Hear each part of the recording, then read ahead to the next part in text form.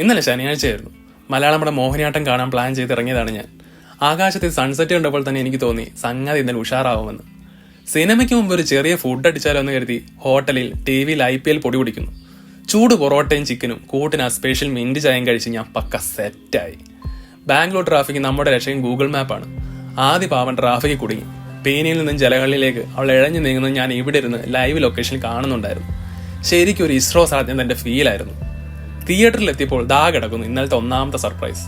Cinema തുടങ്ങാറായിട്ടും അവിടെ seat അഴിച്ചു മാറ്റുന്നു. മാനേജർ വന്നിട്ട് പറയുകയാണ്, ബ്രോ ഇഷ്ടമുള്ള സീറ്റിലിരുന്നു എന്ന്. ഇതെന്ത് ഭാഗ്യമെന്ന് ഞാൻ ആലോചിച്ചു. പരസ്യം കഴിയുമ്പോഴേക്കും ആദ്യം ഓടിപ്പടഞ്ഞെത്തി. പോപ്കോണും മിറണ്ടയും കയ്യിലുണ്ടെങ്കിൽ പിന്നെ എന്ത് ക്ഷീണം അല്ലേ. പടം ഇന്റർവെൽ വരെ ഞങ്ങൾ ശരിക്കും എൻജോയ് ചെയ്ത് തകർത്തു. പക്ഷെ ഇന്റർവെൽ കഴിഞ്ഞ് രണ്ടാമത്തെ മണി വന്നു. സ്ക്രീൻ അങ്ങ് ഓഫായി, സൗണ്ട് മാത്രം വരുന്നു. ഏതാണ്ട് റേഡിയോ നാടകം പോലെ. ശരിയാക്കാൻ 1 മണിക്കൂർ എടുക്കുമെന്ന് അറിഞ്ഞോടെ തിയേറ്ററിൽ വലിയ ബഹളമായി.